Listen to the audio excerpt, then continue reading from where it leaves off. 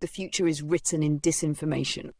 Richard Yonck's Mindstock is a near-future science fiction novel that imagines a world rebuilt in the aftermath of catastrophic information collapse, where truth, trust, and attention have become society's most valuable commodities.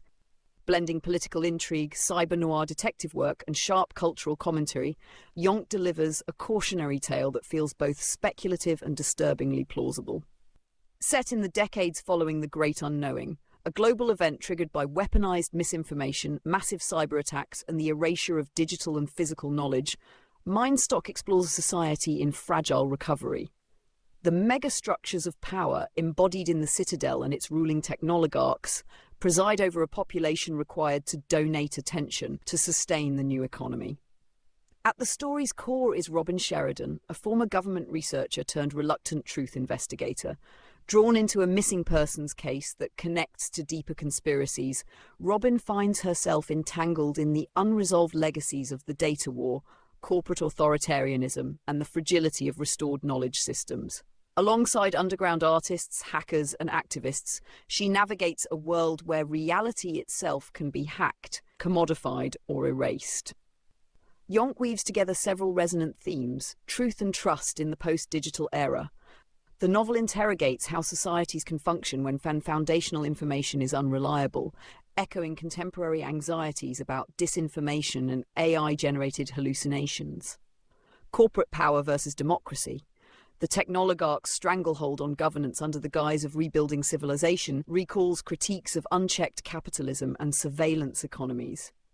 Identity and legacy. Through both Robin and underground artist Darius Finity, Yonck explores what it means to leave a lasting impact in a culture where digital creations vanish almost as quickly as they appear.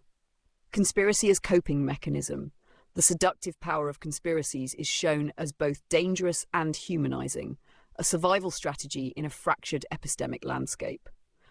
The novel's strength lies in its vividly realized characters.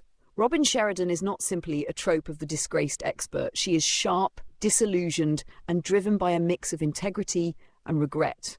Darius, the artist whose subversive work immortalizes the vanished, provides a poignant counterpoint embodying creativity under siege.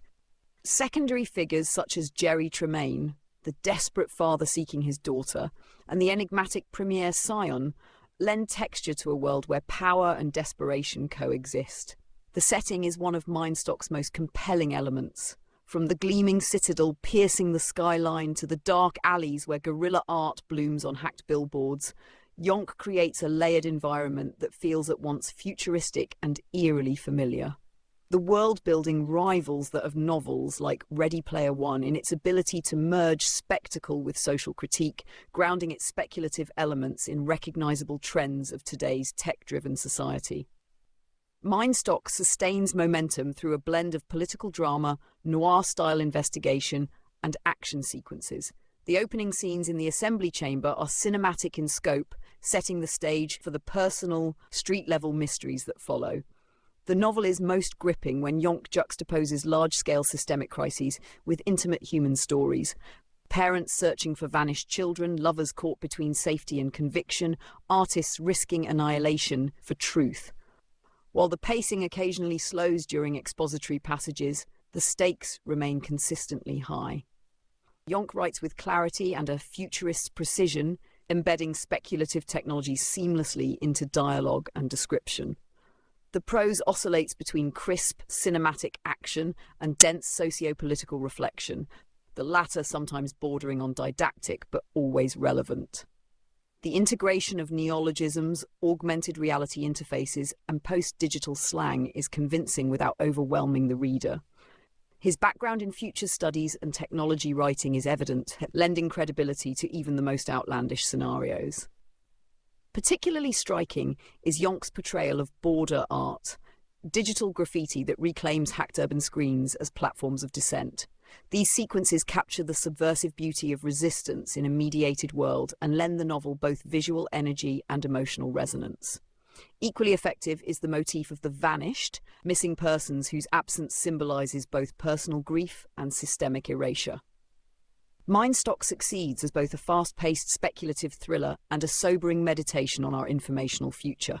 Its strengths lie in its ambitious world-building, sharply drawn characters, and its ability to refract contemporary issues of disinformation, corporate power, and cultural memory through a near-future lens.